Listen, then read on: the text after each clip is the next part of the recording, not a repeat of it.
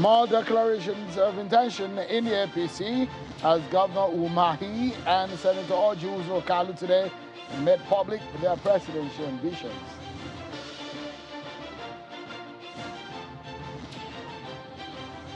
And some members of the APC at a stakeholders meeting in Abuja have sworn that they will no longer be used and dumped by politicians.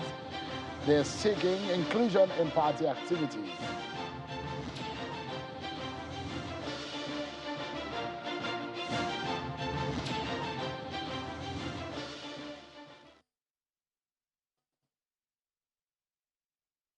Hello, everyone. Good evening, and welcome to the program. This is Politics Today, live on Channels Television.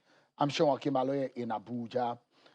Let's begin on a rather somber mood. The nation has lost one of its finest, a boardroom guru, a former head of interim government, Chief Ernest Shonekan, died. He died today in Lagos at the age of 85. He was a fine boardroom guru and a perfect gentleman. So a lot of people have described him. President Muhammadu Buhari and several leaders in the nation have been sending their condolences. The president said Chief Shonekan was an intentionally respected statesman. President Buhari affirms that with courageous wisdom, Chief Shonekan left his flourishing business career to become the head of government at a delicate time when the country needed someone of his Carmian and pedigree to save the ship of state from sinking. Nigeria owes a great debt to Chief Shonekan, a peacemaker who even at the twilight of his lifetime never stopped believing and working for a prosperous and democratic country.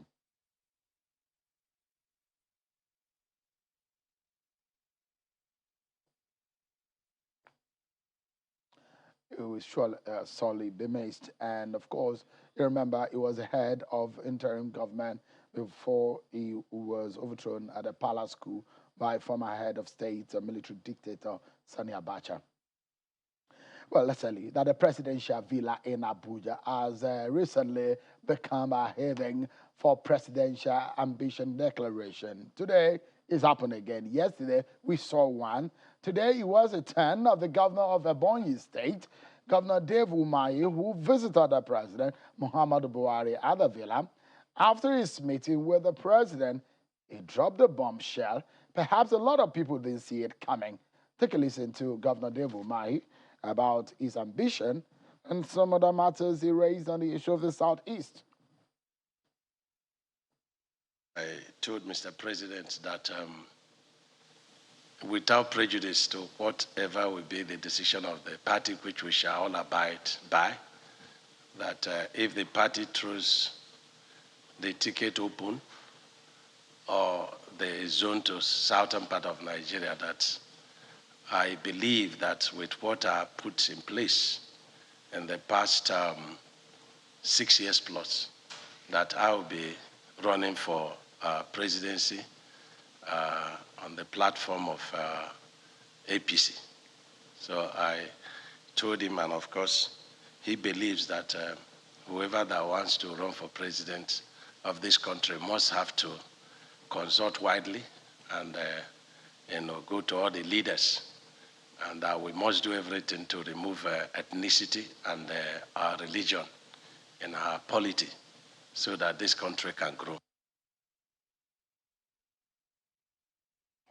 It's perhaps the first of any candidate in the Southeast, in the APC, to have shown intention of running for the #1 office, because a lot of people had been clamoring for a Southeast or Igbo presidency. It's one first of its kind that's come up in the APC. But a second, we thought that it will be maybe in another few days or few weeks. What happened today?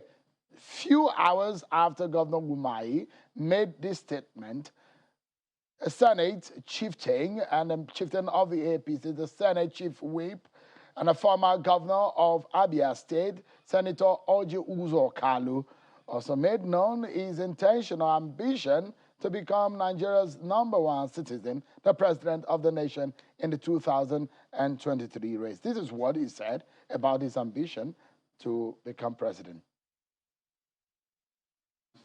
I do not see Tinubu's aspiration having any effect on the president of Nigeria coming from Igbo area. It has no effect because we are talking base of what Nigeria should be. We are talking base on what people should believe. Obasanjo has been president for 8 years. Osinbajo is doing 8 years as vice president. And no Igbo man since independence has been democratically elected president. So it's always good to think of what is reasonable and what will be more sellable. That thing is almost like dead on arrival because it's not going to work. I'm the most prepared presidential candidate in Nigeria, anywhere. I'm capable health-wise, I'm capable as a person, I'm capable in my pocket, I'm capable to face anybody. But the party is supreme. I only wait for APC as a party. It's not taking anybody. I'm used to rough fight. It's a fight which anybody can do. You see, for me, contesting for president is not the issue. The issue is who is going to lead the country into economic miracle. Who is going to lead the country into turning around. I'm not against Tinubu. If it's on his area and the party says he should go, well, the party is supreme because I'm only waiting for the party. We thought that we might get very much into the year 2022 before it becomes politically interesting. But for some of us, we're not surprised. It's becoming very interesting from the very beginning of the year. So it gets our year started. It's a big political year leading into the election year 2023, and we are right into the stream of things. But we have so much more to talk about tonight because one of such persons seeking the #1 office will be my guest tonight on the program. But before we get into it, we'll also talk about the issue rocking the leadership of the APC and some of the agitation in the ranks of the APC. Those are some of the conversations we have tonight on the program. But stay with me, everyone. We have some stories for you on our political roundup.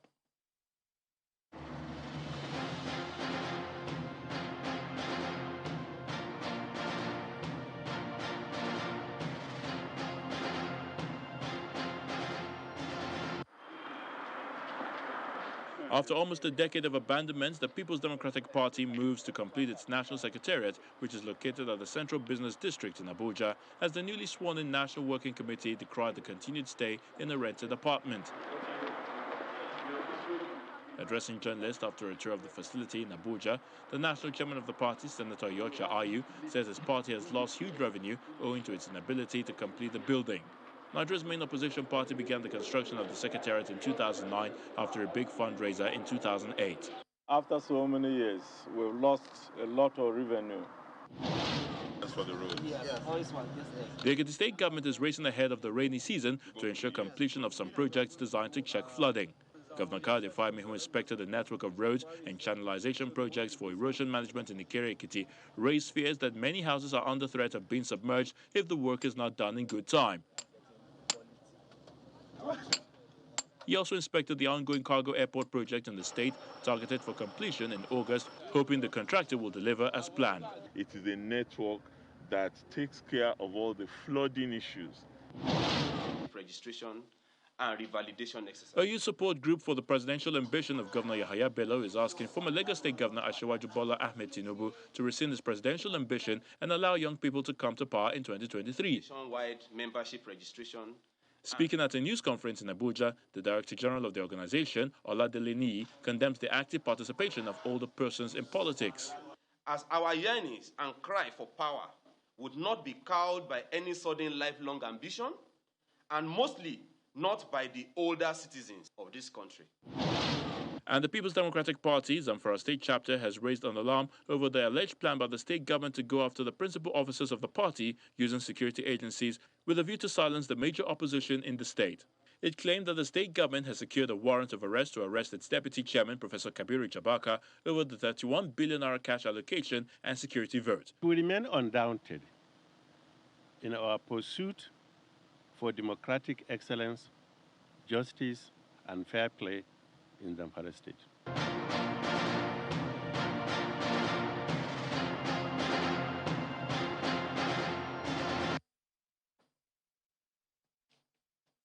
Thank you so much, everyone, for staying with us. And so today, let's tell you what happened in some parts of the nation's capital, Abuja. The ruling parties eyeing retaining the presidency in 2023.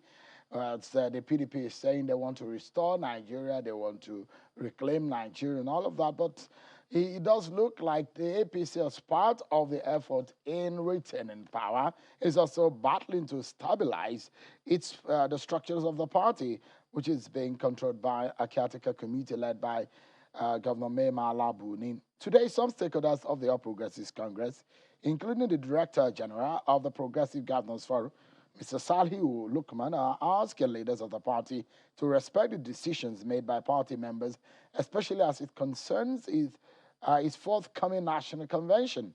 They were speaking at a one-day APC stakeholders summit in Abuja, where youth in the party say they are not being carried along despite making sacrifices for the party. Take a listen to the convener of that forum on the reason behind the conference.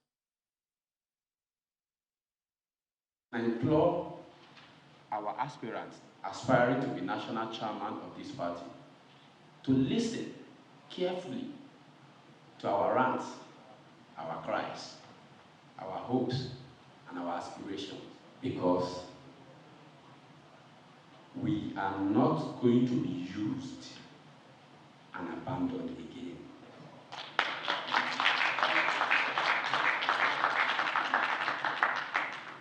We have seen government we bring into power empower strangers who know nothing about the struggle. Even empower people who fought us with the resources of the state when we had nothing. They have abandoned us as if they have sworn to make slaves of every one of the APC members that have been faithful. Our loyalty, our dedication will not be taken for granted again. Well, you heard the convener, Mr. Aliu, speaking on behalf of some of the stakeholders. A lot of people who spoke there. A lot of them we cannot bring on television in terms of what is said, but we'll try to get hold of the meat of the conversation and dissect it for you tonight. And so the lead speaker of that conference, the Director General of the Progressives Governors Forum, Mr. Salihu Lukman, joins us on the program. He joins us virtually. Thank you so much, Mr. Lukman, for joining us tonight, and it's good to see you again. And here in our Abuja studio is a member of the House of Representatives representing Oyo State in the Parliament, Honorable Shina Pella. Thank you so much, Honorable, for joining us tonight. You're welcome. Thank you for Yeah. having us. Let me begin with you, Mr. Lukman. Give us a sense of the fulcrum of your presentation today. You're one of those who believe that things are probably not right. What do you think, or what in your mind is a major problem bedeviling your party, APC? Well, thank you very much, Seun. First, I think we have to commend the young people who put the conference together, and the main issue is to discuss the kind of party we want to emerge. And they invited me to present the keynote address, and I thought we just need to go down to the basics. And the basic as it is basically a question of party leaders respecting decisions taken and committing themselves to implementing decisions.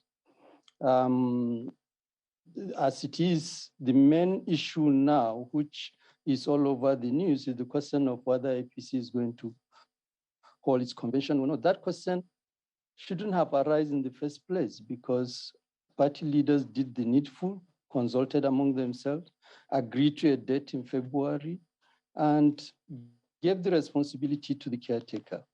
So the whole thing, the reluctance by the caretaker to proceed with the arrangement is basically the issue. And it's take us back to some of the challenges that led to the emergence of the caretaker in the first place, which is that regular meetings that are expected to take place to review critical issues facing the party are not taking place. And we need to really get that going. And so in terms of my presentation highlighted some of these issues and tried to appeal that, okay, how do we get out of all this? We had very rough experience with the last NWC, and now we are having another rough experience, which is avoidable entirely with the current caretaker committee. And those are some of the focus of my presentation. And in terms of everything, I zero down on the question of the need to really ensure that we get leaders who really have good relationship with other leaders of the party, both at the national level and at their own state level. The other issue which I try to highlight as a requirement in terms of the kind of leadership we need to get out of all this back and forth is the need to ensure that leaders who emerge at national level don't operate as emperors. They must submit themselves with humility to be accountable to local structures, which means that basically the model, and my argument, this has been my argument, the model, President Buhari doesn't interfere with what is going on in Katsina State. So leaders in Katsina State have every confidence to take decisions, and President Buhari respect it. So if we have leaders at national level, they should also do that. And there are other critical offices which we need to really, really appeal to our leaders to pay attention. It's not everybody that should occupy the deputy national chairman, the two of them. Who, on a repellent into the conversation, who is equally a chieftain of the APC. Perhaps Honorable Bella believes so much that he's one of the young people in the party. You heard what Mr. Lukman has said. In your own view, are the young people in your party being carried along? Sheon, the situation is, there are two sides to the story. I'm sure you still have some young people in the party, although we have a lot of young people outside. But when we are in this kind of situation, I don't like to dwell on the past or the present. We have an opportunity that is ahead, which is in 2023. This country is going into transition, and there is a process to that. So the youth must first of all see themselves as the engine room to win for the party. And if we want to do that as a youth, what we should be focusing on now is putting ourselves together, making sure that we create a vehicle, making sure that we have a driver, making sure that the opportunity that is coming ahead, we are prepared, to get it. Whether we like it or not, people will continue to have different interests in the party at this kind of time. This is a party that is in power. It is normal for there to be crisis because you have different people with different interests. But in this situation, it already shows that there is transition coming. And you know that the youth being occupying 70% of this population and the workforce of this country should see themselves as the decider of the next election. But did the youth realize that? Yeah, that is but that is what I'm saying now. Because we've seen NSAS, in this country, when youth came together beyond political ideology, religion, or even ethnicity for one cause. And at the end of the day, because there was no leadership, that was an exam that was failed. And we lost people. You understand what I'm saying? So in this time, you have an opportunity. It's not an entitlement. So we must understand the difference between an entitlement and an opportunity. An entitlement, if you're sleeping, they'll tell you, hey, come and decide this. But if you are not there, other people will decide on your behalf. So for now, people will continue to argue. The party will have issues at the party. They will try to put structures together and everything. But the youth, first of all, must show to the party that we are ready. We must be able to create a platform to have a common goal. Of course, we share the responsibility towards achieving, that aim of making sure that the youth decide what they want in 2023. So for me... You see a youth president in 2023? For a younger president? Yeah, I see a because younger... when we say youth, we need to define that's what I'm saying. I see a younger president. I do not see... because our problem is not just presidency. Democracy that you see has different arms of government. the judiciary, the legislature, and the executive. You can't just focus on one in the executive and believe that you want to change the country. You understand what I'm saying? So that is why the youth must, first of all, come together and prepare themselves. How many youth do you want to get into the legislative arm of government? How do you want to identify who the youth want to support, since the youth occupies the largest percentage of our population? This is it. That is why you get prepared. That is why they call it opportunity.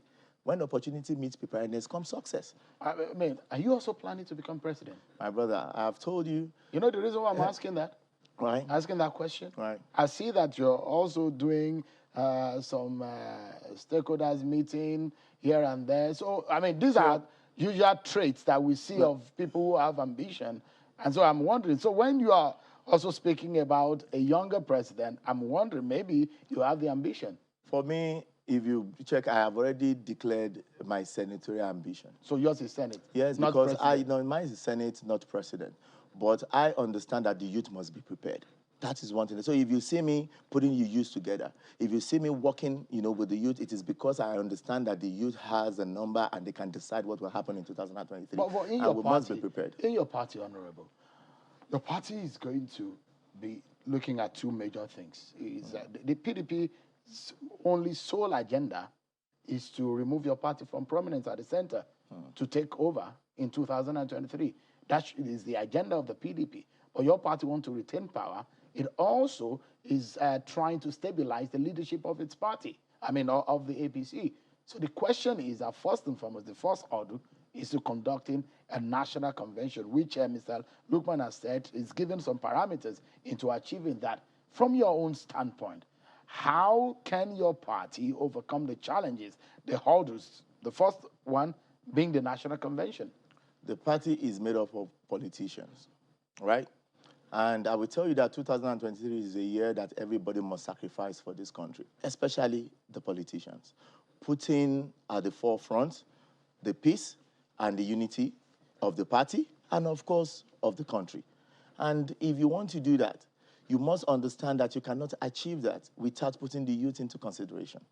So the party must do a convention. While you're doing that convention, if the youth are prepared and they have an agenda on how to be included in the party system, then the party must be able to be proven to the youth at every level. There's a convention, there's a primaries time, and before the general election. So if you understand that this is the winning factor, the youth are the winning factor for the election in 2023. And the party would need to put the process together. And this is the time that the party must put unity and peace of this country at the forefront. Right. And people must be able to sacrifice. Another issue which was a very controversial one was the issue of the primary, the mode of primary. I'm going to come. Let me allow Mr. Lukman to start a conversation on that note, because this is also one of the issues raised at the forum when they're talking about the process of how leaders emerge, and this mode of primaries have become a major talking point. It will go down that the president has said, look, if they fix the mode of primaries, one of the reasons why he rejected is willing to consider and sign the Electoral Act Amendment Bill. In your own point of view, why do you think that it is important for people to think that it's only one mode of primary that should be considered? I think this is part of I don't know whether it's perception problem. The most fundamental thing, I believe in direct primary. Let me clear that from the outset. But direct primary cannot happen if our membership as a party is not clarified. We need a membership register that can be accessible. And when you come to election during primary at the party, accreditation can be done in a very fair and transparent manner, which means the register in the first place is not in doubt. There will not be controversy in terms of people who are on the register. And that is why we advocated, and we are grateful to the party leadership for agreeing to that, to undertake membership registration and the validation exercise. Now, having done that, the next stage will be to have just like Annie, to have displayed the register either at all level, let everybody verify the records are clear, and then the process of ensuring that it is electronically preserved 1, 2, 3, 4, 5, is 6, done. 7, 8. Then you issue a membership card that may have security feature which cannot be duplicated. Now, if you don't do that, and you can't guarantee that your secretariat is even keeping the record the way it should be done, you create a problem. We have had direct primaries. The last one was the Anambra election. And we've seen how it was abused. Results were just written. And that is why, for instance, the court pronounced that no valid primary has taken place. So we need, and I think that those are some of the other underlying issues that made the president not to really assent it, because parties can abuse it. So I think as a party, I keep arguing, if you read all my writing, it is there.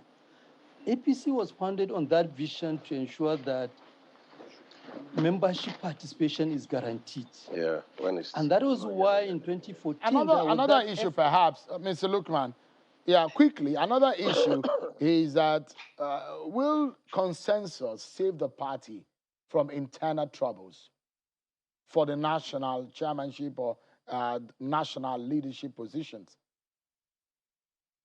Question of how leaders are able to set up meetings, discuss among themselves, and reach agreement. And it takes me back to the point you just discussed with the Honorable. I'm not hearing no. The whole issue of leadership is this issue of youth versus elders. I think we are misguiding the young people. Leadership is about trust, and trust has to be earned. You can earn a trust by the way you take responsibility, demonstrate commitment, and then on the basis of which, when it comes to voting, people will now invest their trust on a younger person than an older person. But when that is not done, I mean, we will keep losing the ball. I think the whole issue of consensus, if you ask me, it is very possible, but there has to be more and more meetings whereby every issue is discussed. Let me get Honorable Pala's view on these questions that I've asked you. First is the issue of the primaries. It's generating a lot of troubles. I mean, I know it will come up again when the primaries come. What's your view on that?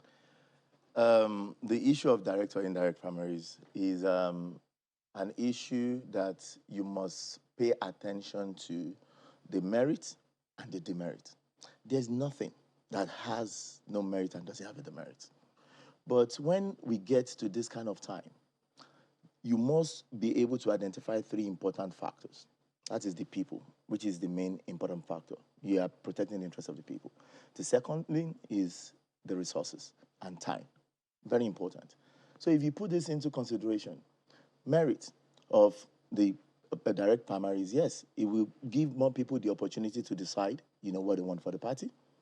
Yes, it will reduce the amount of money that people spend when they want to get primary tickets. But the demerits, truly, is it costs more. And this is a country that you must put that resources into consideration. So for you, and also security as well, because the more people you have in an area, then it causes that. But when you have that issue too, then you look at the indirect primaries. What are the demerits of indirect primaries? People are thinking that the state governors, they have more power and they control the party and they affect the future of other politicians coming up. So if you want to merge these two, you want to manage the resources and you want to merge these, why not use indirect primary, then increase the number of statutory delegates by involving former members, because they are still, if you check the statutory delegates, you see that they still put in some former members. Maybe it's just maybe the leadership of National Assembly. But before you become a leader of National Assembly, you are a member of National Assembly. So why can't the former members of National Assembly be added to that? Why can't former members of the State Assembly be added to that? And that will even help the internal democracy of the party, because people will not, even when they are not in office anymore, they will see themselves as being value for the party. And the party can begin, to have the cohesion that they should have. Let's close because we need to wrap up now. Is on the issue of the consensus. which I asked him just in 30 seconds. Will consensus help your party?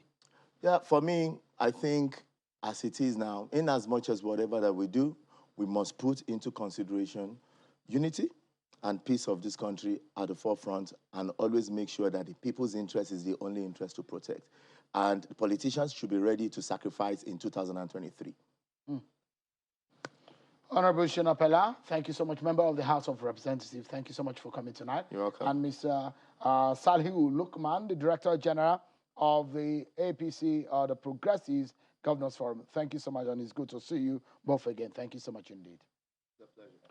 Up next on the program, everyone, Governor Dave Umahi is our next guest on the program. He was with President Buhari today, and he informed him of his intention to become president.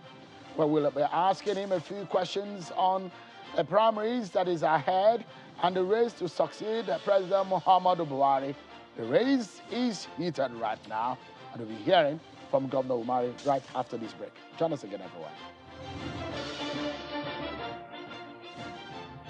Thank you so much, everyone, for staying with us.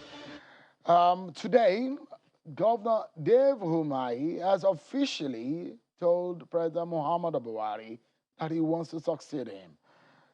Governor met with President Buhari, and afterwards he gave a press conference to the Villa correspondents, where he laid out some of the things that he told President Muhammadu Buhari.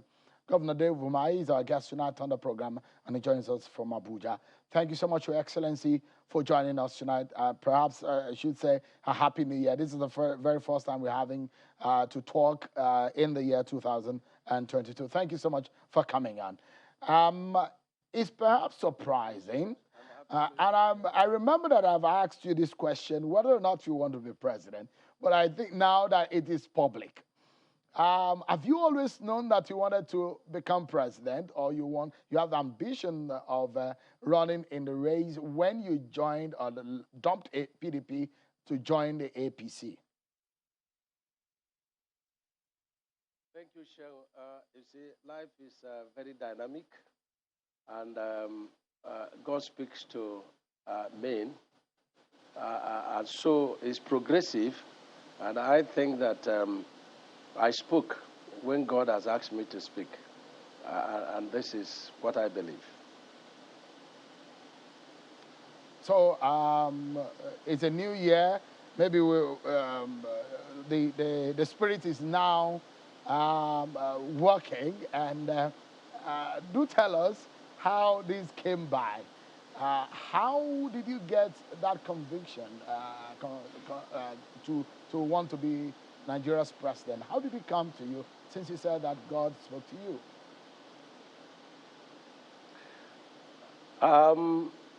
You know, naturally, based on what God is doing for us in our states, the economic indices, by God's special grace, we have achieved. A lot of people believe that we can have, a kind of the same feat accomplished at the federal level if given the opportunity. That is one, and of course, you talk to God, God talks to you, and this is, prayers, and then you listen to God, and I think that I'm at peace with this decision. That's all I can say about it, now. Okay, so going forward, was that the only thing that God told you? Did He tell you how the outcome will be, whether or not you will be the flag bearer and whether or not you will win the election? Do you have more information from God on that? It's not about, God telling you to, you will win or you not win, but when you have prayed and you take certain decisions and you are at peace with that, then you can be sure that God is with you. The outcome of it also depends on God. God has His own program for everybody, and I think that God's program for me, as far as this matter is concerned, will be made manifest. And so I put my trust in Him as far as this is concerned. Don't forget that God owns this life, and that sleeping and waking up is a miracle. So it's part of life, and There is nothing I believe that you have genuinely made up your mind to do for the interest of the nation, and God sees your heart, that God will not be with you.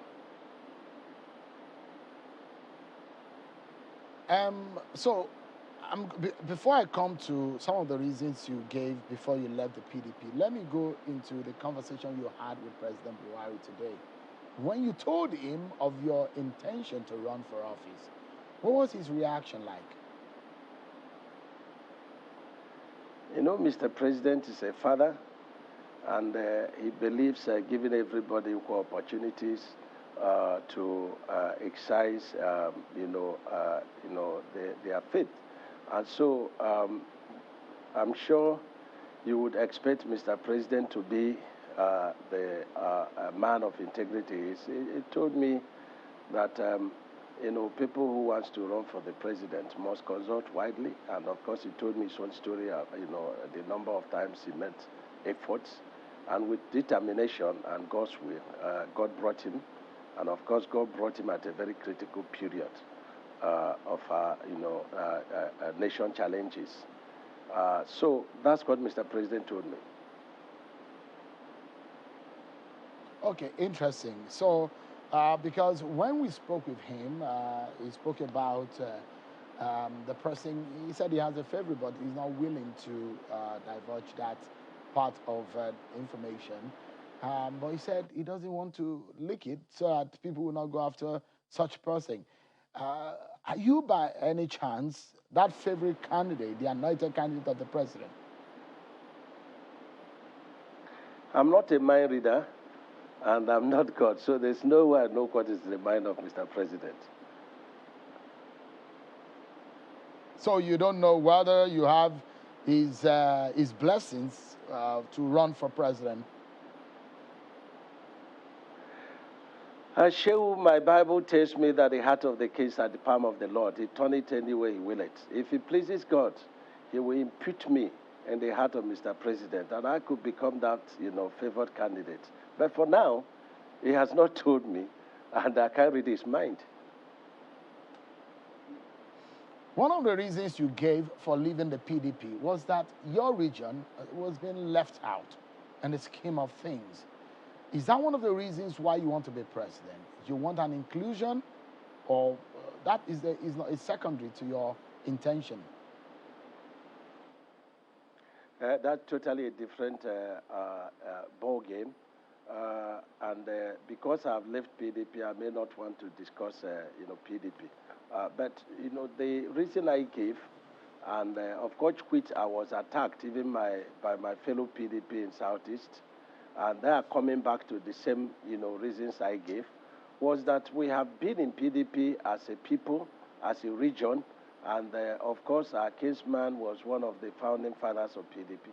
And we followed PDP, casting all our votes and, of course, putting all our eggs inside one basket. And that, the Southeast under PDP should be given the opportunity to fly the ticket of, the presidency of this country. And this I wasn't seeing. I wasn't, by any means saw that the gladiators, the owners of PDP, they were going to give Southeast such a chance. And I still believe that what is happening, that they will not. Because, you see, I continue to say I'm not a politician, and I don't regret saying I'm not a politician, because when the Southern governors met, I was castigated for not being present because I was, burying a Supreme Court judge from my state. But one of the key, resolution was that they want a Southern president. But I was very shocked that one of the key agitators of that, whether it was by pretext or whatever politics, went to, one of the governors and said, he had adopted him. So I can't make out, the truth about, the communique and the intention and why people will say one thing and they do a different thing altogether in the name of politics. So in your mind, you do think based on the calculations from 1999, that it is the right time for an Igbo presidency, is it? Well, you see, the truth remains that I can't deny the fact that there is a lot of sentiments, amongst our people, for inclusiveness, in the politics of Nigeria and, in the polity of Nigeria, our face. I can't deny that. But the truth remains that it's not going to be by force. It has to be by dialogue. It has to be by persuasion. It has to be by, sitting down with, leaders of the country and making them to see reasons. And it's also very important that we don't frighten any section of this country by believing that if there is a president that is made of Southeast extraction, that the person is going to just be for the affairs of, the Southeast. That is not the truth, because I believe strongly that, Southeast people are, builders. They invest in every part of this country. So I think that they will go for, a greater cohesion, in terms of the unity of this country. So this is the truth. How far-reaching will it be should Nigeria get an Igbo presidency? What will it change in the scheme of things in the politics and governance of Nigeria? Well, it depends on who becomes the president, because for anybody who has to be president, I believe strongly that the hand of God must be there, and we must see the past antecedents of the person. We must also see, how inclusive is the person. Is it somebody that is very, divisive in his attitude and character? And so if we get the best, from Southeast, who we work for the unity of the country, and who we look at the entire country as his or her constituency, that will be a plus for us. And this is what, I expect, from this movement. For those who have who have criticized the politics of the Southeast, who say, look, if only the Southeasterners can come together and come forward with a common front, they might have a headway in 2023. Are you considering, because you are not the only one now that has come forward in the APC to want to become president, Senator Orji Uzo Kalu has also come forward. Is there a possibility, because the president has also asked you to consult widely, that means you perhaps will be going back home to consult with your people. Is there a possibility for a consensus Igbo candidate to run in the primaries of the APC? Well, you see, it's not the Igbos that will decide, who is going to rule this country. It's Nigerians that is going to decide who will rule the country. And when people say that the Igbos should come together, that is even a minus, for the Nigerian society and for the project. The project in view is Nigeria. And so whether there are 20 people from Southeast, it shouldn't, undermine the chances of getting somebody from Southeast if it's the wish of Nigerians. So I don't see this issue of saying the Igbo should come together. I don't think it has ever happened. They are, the fingers of God in the affairs of men. So if it's the will of God that somebody from Southeast should come, then it will be imputed in the hearts of leaders and Nigerians and, of course, kingmakers. And it will come to pass. So coming together is more like a conspiracy. And I don't advocate for that. Definitely, we will consult. And charity begins at home. But we are not consulting to ask anybody not to run. It is God that selects, and of course, it will be endorsed by the leaders of this country and the masses of this country. So this issue of asking the Igbos to come together and choose a destiny is more like politics and, a bit disheartening. Which would you pick? Let me ask you a pointed question, Governor. Which would you pick? Which do you think, out of these two options, that is more important? Competence, or in the life of this nation as it is right now, politically speaking, the issue of rotation? Which one do you think is more paramount in our politics that you think that is necessary at this time? Competence or the issue of rotation, the concentration of ethnic the fairness or the balance in the distribution of power? They two go together.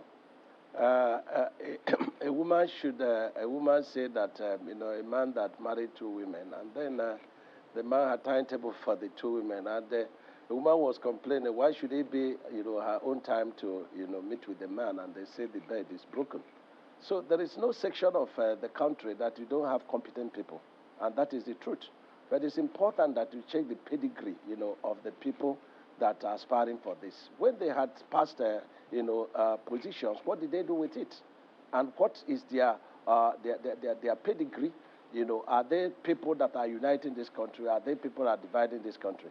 This is very important. So the two go together, and don't forget that in the evolving political, life of this nation, going forward, that there can be much expectation for growth if every section of this country is not fairly treated, and every section of this country, being included and then taken together as brothers and sisters. This is what we need. But for competence, there is no section that you don't have very competent leaders. Let me take you into real-time politics. You have played politics in Ebonyi State, and twice now you have become victorious, two-term governor. That is a feat. That is that one must applaud. Because that is not a mean one in any sense. Now you are going to play in the National League. I was deputy governor too. I was also party chairman. Absolutely, and these are very important positions that you've held in the past. But you're going to play in the thick of the National League of Nigeria's politics. You are going to be running against people like Bola Ahmed Tinubu, who some people will say is a master of the game. You're going to be running against the likes of Professor Yemi Oshibajo. You're going to be running against the likes of Senator Oju Okalu and a few others. First and foremost, do you have the wherewithal? And when I say wherewithal, I'm not talking about money alone, because also money matters, but I'm also talking in terms of the what it takes to run a delegate election, a party primaries.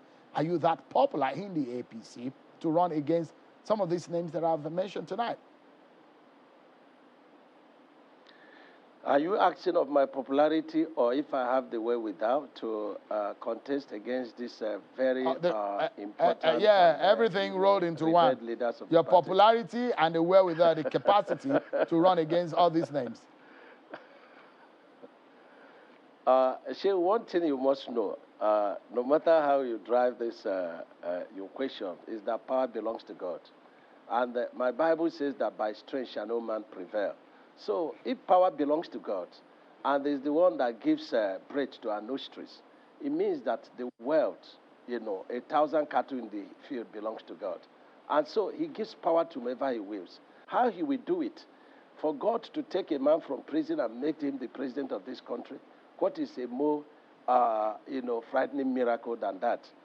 Compared to a man like me who was a businessman before I became, what I told you I became. And so, at least, I'm not in prison.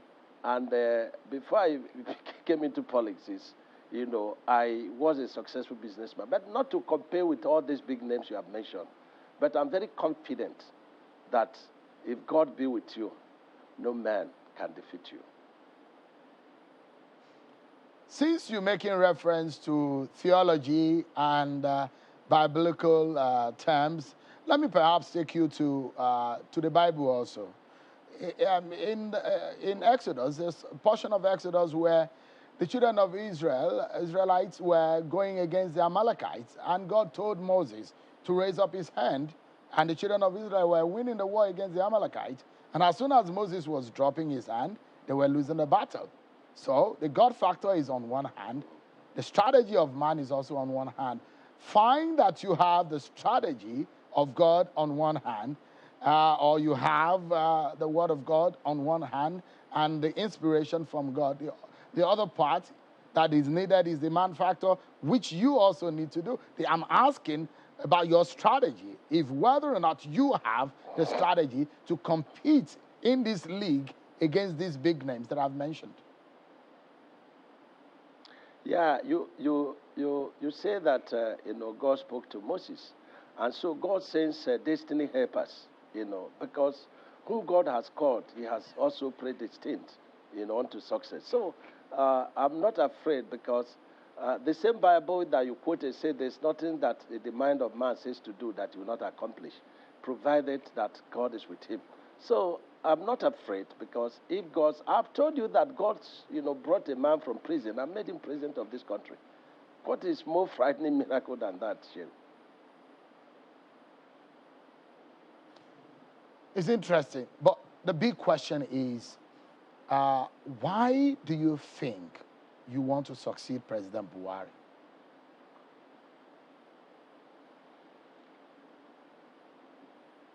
Why I think I want to succeed Mr. President is because I feel within me, and I'm convinced. Yeah, I feel, and within me, that the country is passing through a phase.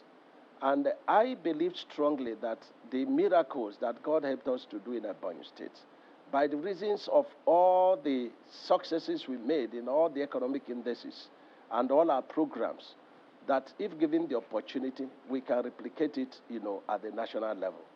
And this is my conviction, and that we can also build from where Mr. President would stop, and that I am also very close to Mr. President, and I know his heartbeat for this country. I know what he desires for this country. And so I think that I understand his programs and his policies and his integrity, and coupled with what we have done in the Ebonyi State, and they can add, and we help the country.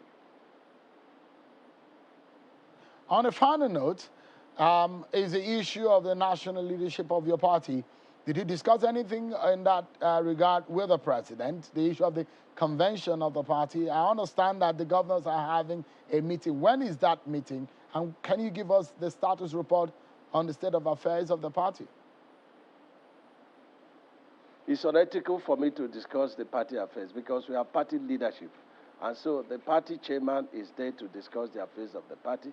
If it is on the APC Governors Forum, the chairman of APC Governors Forum should be able to do that. But I should concern myself with the governors in Ebonyi State and this very big shoe that I am tempted to, attempt to fit into. So, I was going to, because I understand that there is a meeting of the governors in which you are a member. So that's the reason why I was asking. I understand that there is a meeting of the governors. But well, let's close on this note. If there is any offer for you to step down in this race, would you consider it? I believe so much in the supremacy of the party, and I say without prejudice to whatever decision. Whatever decision the party takes, I abide by that. It's not a do-die affair, and if the party, says otherwise, it means it's not the will of God, and no man should go against the will of God. So it's not a do-or-die affair, but I feel very much convinced, just like the time, I crossed over to APC. I was so much at peace, and I'm still very much at peace. So this declaration, I'm very much at peace with it, and I think the hands of God are upon it, and a lot of people are very happy about it, and I think that we go very, very far, and if God wills, we get there. Governor Dave Umahi, thank you so much for joining us tonight on the program. It's just, I'm not sure of how many people that have become a governor that transited into become either a vice president or a president, just a few of them. If you are successful, you probably will enlist yourself in Nigeria's history as one of a few that have been successful in that regard, at the regional level and at the national level. But I wish you the very best in the coming days. Governor Dave Umahi of Ebonyi State, who today has shown his interest to become Nigeria's #1 citizen. Thank you so much indeed for joining us tonight. Sure, thank you. Remember, I'm David. Thank you and good night. Thank you so much. Well, on that note, we know the content of the program. Don't forget, this is where you get all the nitty-gritty, all the details, all what you need in Nigeria's politics, and things are gearing up. Thank you so much for watching. I'm Sean Kimale. Bye for now.